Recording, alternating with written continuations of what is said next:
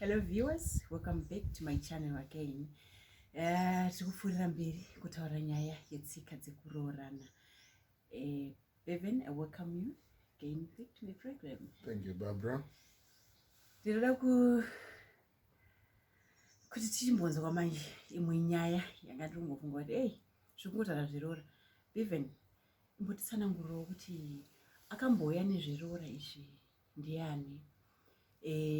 Kana tikange takatarisa marererwo anoitwa mwanasikana nemwanakomana, ndinongoona kunge vanongorerwa zvakafanana. Vabereki vese vane effort dzavanoisa pakuti mwana wavo akure kusvika pakunzi akuroorwa kana kuti akuroora. Saka imbotitsanangurirawo kuti zvekuzonzi mukadzi anobvisirwa mari zvakabvepi, nekuti tataura kuti tese tinochengetwa zvakangofanana. Saka inini kutengwa here semwanasikana, ndiri kubhadharwa kuchengetwa kwandakaitwa here nevabereki vangu, whereas mukomana uyu futiwo akanga achingochengetwawo nevabereki vake. Saka ndiani akauya nethis idea yekubvisa roora? Yeah, that's a good question, Barbara. Tinoitika panyaya yekuroora. Kuroora itsika yekubatanidza ukama pakati pemhuri mbiri dzanga dzisiri hama nehama within my relationships ekuti vanogona kuroorerana kana kusaroorerana. Pane mamwe relationships ekuti hamukwanisi kuroorerana, poita mamwe anobvumira kuti muroorerane. Saka iwo anonzi ma-degrees of consanguinity.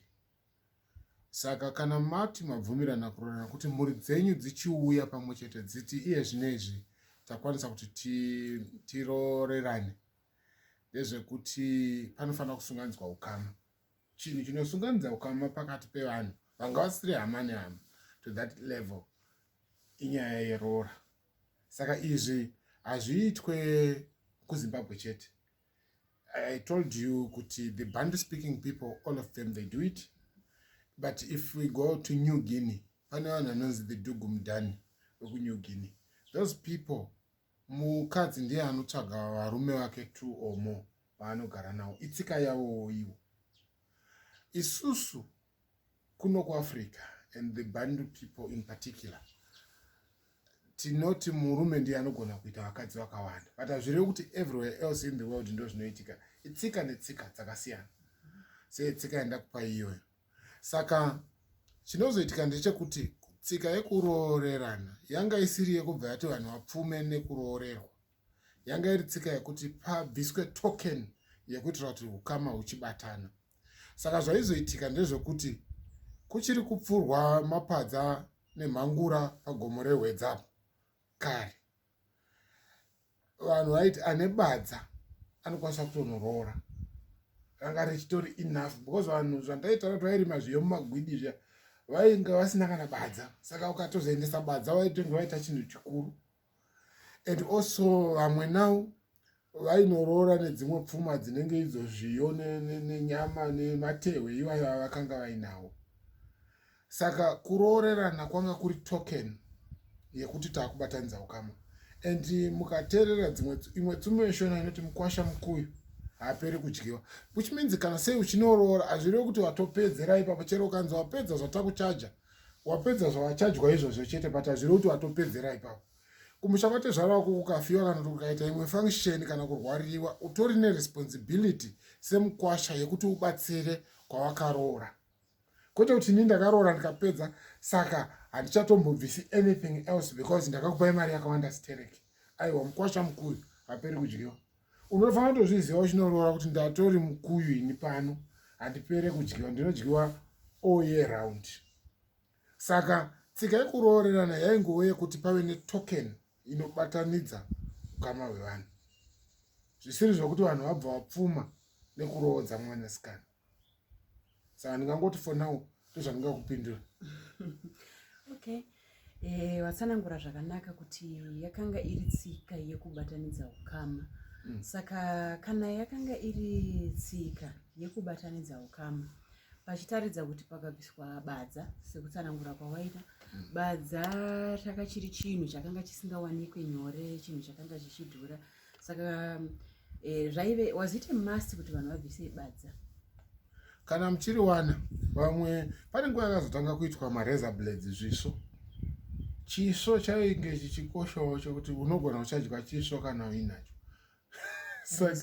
Razor blade yakanga isinaitwa kunge marazor blade ariko mazuva anaya, asi chaive chekuveura. You remember kare vanhu vakanga vasina chisvo, ndosaka vaigara nemarasta. Haisi tsika yedu sevanhu vatema yokuti tinogara nerasta ronzi ndore chimunhu mutema. Sezvandaitaura panyaya yenhembe, ndozvakakufanana nerasta. Kwanga kusina chekugeresa vhudzi.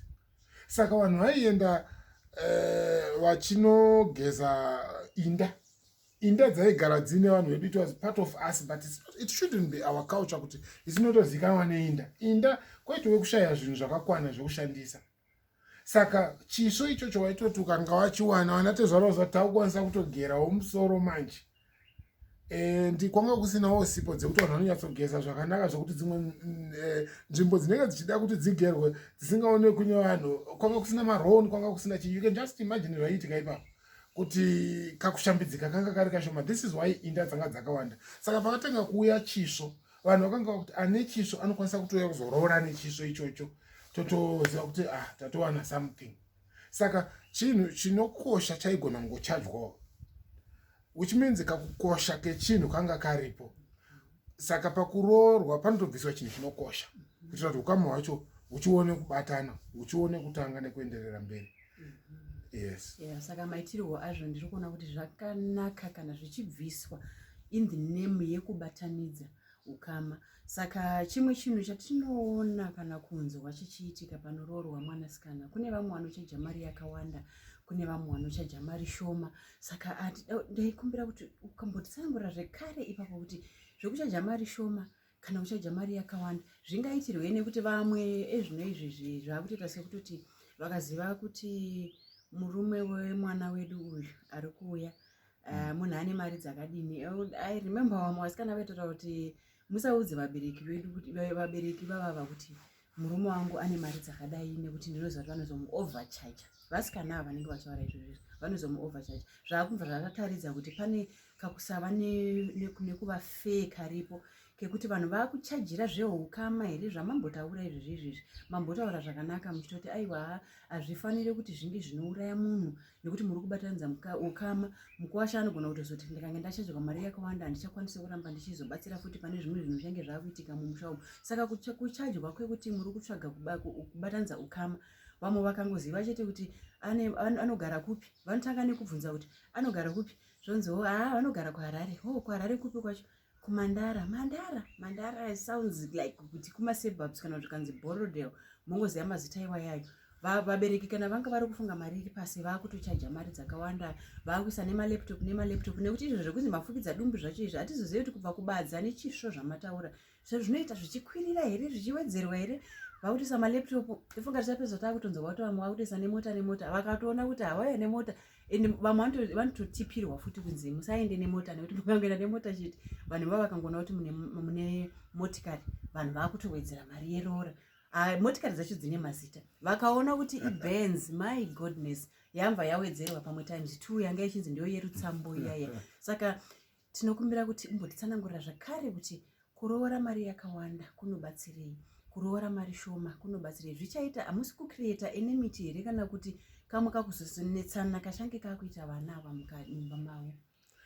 Yes, it's a controversial thing chinoitika pakuroodza vanasikana. Kana munhu aine vanasikana 5, 6, vamwe, let me give a neutral number. Let's say une vanasikana 3. Mumwe akadzidza iloya, mumwe ndinesi, umwe haana kumbopasa kuchikoro, anoshanda mumba mevamwe mai. Ndinoona kuti kazhinji vabereki vanosiyanisa vana pakuroora.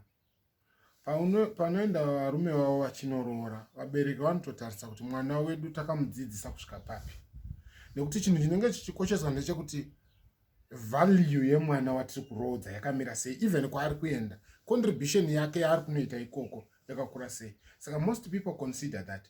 But zvakangofanana, to me, ndisingatarisa hangu zvetsika, to me, I think it's reasonable kuti utarise munhu wauri kuroodza kuti akaita sei.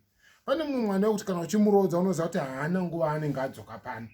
iwewe wacho uri kutomurodza, uri kutoti zvandibvawo pano nekuti mwana uyu anonetsa pamba ipapo. Saka zvauri kuda kumurodza mwana uyu, vanhu vese varipo vari kutoti kana aiye mukwasha auya vamunini zamai kugara nawo sisiwa waikoko kumba kwenyuko, nekuti vakadzoka pano panoita chaos pano, nekuti vanenge vachinetsa pamba pavo pavakaberekwa ipapo. Saka kana mwana akadaro achirodzwa, imi vabereki munotoziva kuti anogona kusanogara kwaari kuenda. Saka zviri right kugara maita precautionary measure yekuti musanyanye kuchaja, kuitira kuti chero zvikazonzi dzosai mari munozoikwanisa. One, uye kuti mukwasha asaore mwoyo nekuti munhu wenyu muri kumuziva. Kurodza kwacho kunoenderana futi nekuti muri kurodza mhandara here, muri kurodza munhu akamboita mwana ari pamba here, akamboroorwa akarambwa here, whatever. Izvozvo zvinokonzeresa kuti muite choice yekuti tomuchaja mari. Pamwe mwana wenyu wamuri kurodza uyu ane kahurema kaainako, munenge muchitozviisa into account futi kuti mwana iyeyuyu tikanyanya kubhadharisa mukwasha pamwe anoora mwoyo. Saka I think zvaungofanana nehembe dzatinopfeka. Pane hembe yekuti ukaendawo kwaPower Sales kana kuPep unogona kutenga hembe yakanaka kwazvo, asi mari yayo inogona kunge iri kana 200 rand. Asi pane mamwe mashops anenge vana Woolworths nana Edgars hazviiti kuti uone hembe ine mari iyoyo, but dzese ihembe. Saka ukapinda mashops atiri kutaura iwaya unoona kuti mitengo yadzo yakasiyana-siyana, chero yese ari madresses kana kuti dzese dziri bhutsu, but mitengo yadzo yakasiyana-siyana nekuda kwequality iri pazviri. Aya mafungiro andiri kuita ndisingatarisi kuti tsika, but ndo zvandinoona zvinoitwa nevanhu. Mwana akaenda kuyunivhesiti anoshanda, anounza something, anochajwa kudarika mwana asinawo kusvika ipapo. Mwana ari kutorwa ari mhandara anochajwa zvakasiyana neari kutorwawo amboroorwa adzoka, anonzi nevamwe mareturn soldier. Handizivi kuti rinenge riri izwi rakanaka here, asi vamwe ndo zvanotaura kuti kana ari mwana akadaro akumurodza, munofanira kutonzwisisawo kuti aiwa uyu asi kuenda semhandara, saka hatingamuchaji sekunge tiri kuchaja mhandara. Saka vamwe vanhu manje vanozozvinyanya pakuti mwana anokwanisa kuchajwa zvekuti mukwasha wacho anogona kuti ati handichadi kuroora pano. Zvamataura zvokuti mukaenda neimwe mhando yemota sekuti pamwe maenda neBenz kana Hama, munobva manzi vane mari chaizvo, mobva machajirwa ipapo, chero mwana wacho value yake isiri yekunzi ane madhigirii kana kuti anoshanda basa rakanaka. Aiwa, vanenge vakungotarisa chete kuti imimi munei. It's possible kuti muchajwe zvakanyanya nekuda kwekuti pamwe vamwe vanoendawo vachionererwa futi, wobva watohaya kana maLexus kana kuhaya malimousine kana kubva waburitsa mapikicha pamasocial media vachiti vanogara kuborodhewa kwamataurarwa. Zvakadaro izvozvozvo zvinotuma vanhu kuti vati uyu ndo mukana wedu ko wekutoti titowana cheuwiri narini. Saka vanobva vachajawo. Ndazva mwana wangu kutotya kuti tikasanyatso chaja pamwe mukwasha anofunga kuti mwana wedu haana value, regai tinyatso muchaja. Saka vana vese vanochajwa zvakasiyana, hapana vana vanochajwa zviri flat rate, hapana. Mwana nemwana anotariswa, hunhu hwemwana chaihwo unototariswa pakuchajwa. Ukaona vabereki vako vati mukwasha auya pamwe ne3000 woti aimboti pai 400 momboenda momboonogara, zvinofanira kutaurira statement izvozvo kuti why are they saying this, kuti 400 iri right momboonogara, kana magara mozouya henyu. Zvinokutaurira kuti pamwe mwana uyu haachengeti imba, pamwe mwana uyu inzenza, pane zvakamboitika mashure zvavakuziva. Saka vanhu vabereki havachaji vana zvakafanana. Okay, yeah, tinopanzwisisa zvakanyanya. Vana ndabatisisa kuti havachajwi zvakafanana, ende ndinodaira kuti hazvisi kuzounzawo kakusawirirana pavana ivava pachavo, nekuti mumwe mwana achazvibvunza kuti okay, nekuti chimwe chinoitika muupenyu, mabasa atingaite kana kuti atingashuvire kuita muupenyu anenge asina kufanana, kana kuti zvinogonekwa nameri asi zvinogonekwa nachipo. Saka meri akachajwa mari yakawandisa, inini ndochajwa mari shoma, ndinenge ndakuzvibvunza pamwe ndakutanga kungozviona ndega kuti saka inini pamwe nekudawo kwehurema ihwohwo pamwe ndakuzoona sekunge ndiri kutarisirwa pasi, ndakuonawo sekuti handisi kufarirwa here mumba muchiwo, hazvichandipe here karuvengo, asi ndinovimba kuti patsanangurika zvakanaka kuti zvinoenderana nekuti mwana uyuwo ane hunhu hwakadini. Vanogona kuchajwawo mari yekuti kana ivo vakuwasha vacho varipo vamwe kutoti ivo pachavo vanogona kusatofara kuti vanogoti chaja mari yakaita so why, vakutoitawo maquestions kuti inda vamwe vanenge vadawo kuti vanotouya vakagadzirira vanenge vaine mari dzavo dzakanaka. Saka ndofunga saka tanzwisisa kuti zvinoenderana nekuti mwana uyu mwana akaita sei ari kuroorwa, nekuti pamwe pataura kunzi mwana musikana unhu hwake chaiwo chaiwo, kuti uri kutozivikanwa iwewo kumba kwenyu kuti sisa vava hazvina kumira zvakanaka. Ndovaya vekuti chero varoorwa hazvikukatyamadzi kunzwa kuti kumba ikoko vari kuita problem nemurume wavo. Mune makangotomirira kungonzwa kuti zvikangonzi ninga ari kunzi arohwa, motoziva kuti aiwa tachitozviziva kuti ninga akaudzwa mashoko akati ati takagara takangozviziva zvedu, chero akazonzi akudzoka. Saka tinofunga tiri kunzwisisa kuti vamwe vanochajerwa mari shoma nekuzivikanwa hunhu hwokuti chero akaroorwa mukange machaja vakuwasha vaya vaya mari dzakawanda, vakange vauda kudzosa mwana wenyu mari inodzoserwa. Ndo rimwe zvinhu zvinoitika. Saka vabereki vanoona kuti tikange taburitsa mari iyoyo tikati tachaja tozodya mari yese hatizokwanisi kuzvidzosera bcause mwana wedu chaiye tinomuziva. Ende chinhu chakanaka kuziva vana venyu sevabereki, vazivei kuti zvava kuti mwana wedu uyu anonetsa, kuti vari muzongoziva kuti kange kwanzi zvini kune zviriko zviri kuitika, mwana wedu aidha mukomana kana aidha musikana, vazivei vana venyu kuti ndo zvavari. Saka hapanawo chinoitwa kumukomana, ari kungoiratidzirwa kunzi kubatanzwa kwoukama zviri kungoenda kumusikana, kwomukomanawo hapana chinoitwa.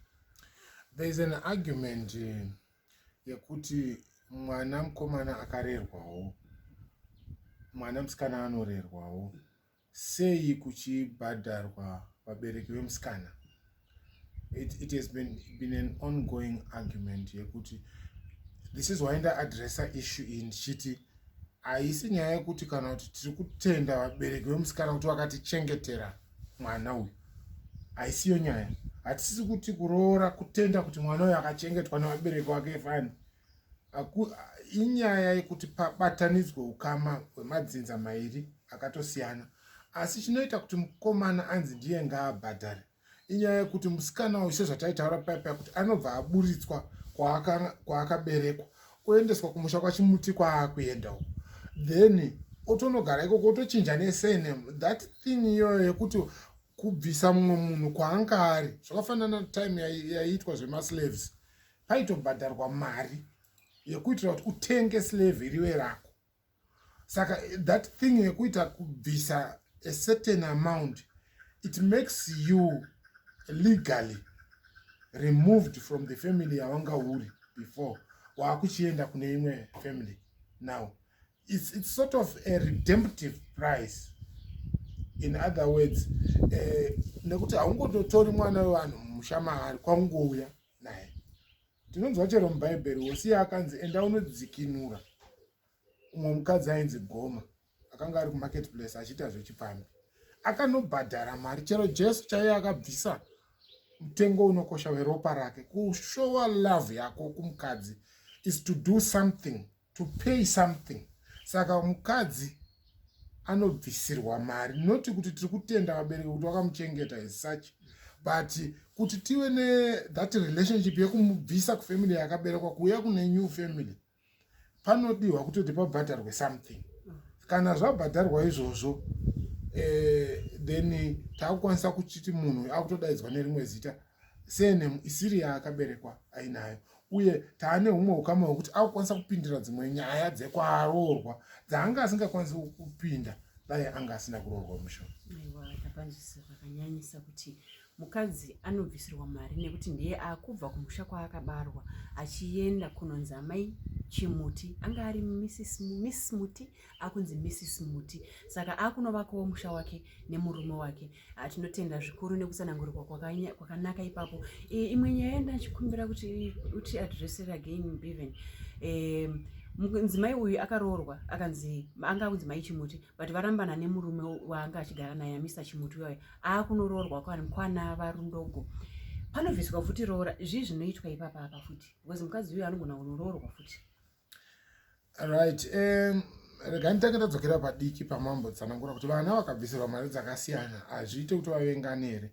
Surely zvinoeka kuzoti vana vanozozvitarisa kuti sei inini ndakachajwa mari shoma nevabereki, pane here zvandinoita. But vamwe vacho vanenge vachitozviziva kuti ndakambenge ndakaroorwa, kana kuti inini handina kunyatsoenda kuchikoro, kana kuti vamwe vana vanenge vakatonakei kudarikawo vamwe.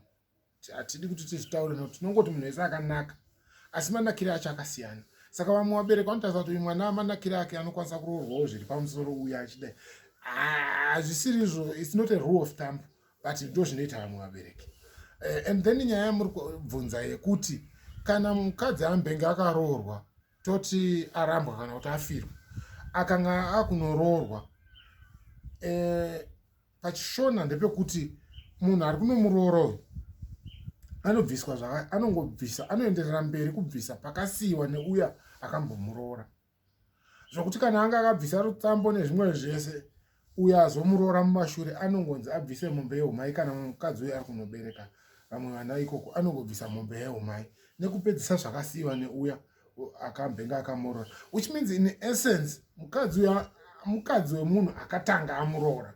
Iyi ine controversy asi ndo zviripo kuti mukadzi azotorwa uyu the bigger part ndeyekuti anoramba ari mukadzi wekwanga akaroorwa. Uyu azomuroora mumashure anopedzisa pakasiyiwa nemumwe wake.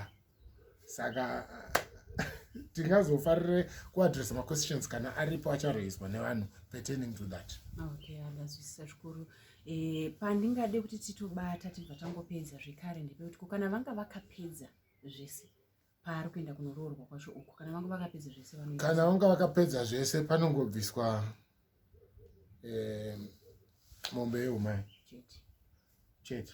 Kana asiri asisiri munhu akunoita zvekunozvara netumari tuya twatakataura tusina musoro tuya tokuperekedza kuti tunongochajwa hatiti kuerengeri patunonzi makandinzwani tsvakirai kuno tumari tumwe twatakataura mumashure kuti hatusi tumari tweroora chaitwo unogona kungoti kubvisiswa wobva wanobvisa mombe yeumai zvatobva nekuti haungokwanisa kunopinda mushamatezvara kungoti anga akaroorwa kudhara saka ndangoya nemombe yeumai tisingambozivani unotobvisiswa twakirai kunoitwa kana anga asisiri kunozvara because mataura kuti panobviswa mombe yeumai kana ari munhu ari kuzonobereka futi. Kana vamwe vanenge vatopa stage yekuti havachazvari ndizvo zvatakati mombe yeumai purpose yayo inenge isasasevhe kana munhu wacho asiri kunoita mwana, saka there's no reason yekubvisa mombe yeumai in that. Saka hapana in essence chakuzobviswa pamunhu akadai. Anobvisirwa izvo anotsvakirai kuno kuitira kuti vanhu vazive kuti ndisi tine mwana wenyu. Matekenya ndebva anongobviswa still hadzisi mari chaidzo dzeroora. Saka still izvozvo zvinobviswa kuitira kuti muone kutsikidzana nemadzitezvaro. Aiwa, tinoda kutenda zvikuru maviewers nekuteerera. Join us again in more episodes.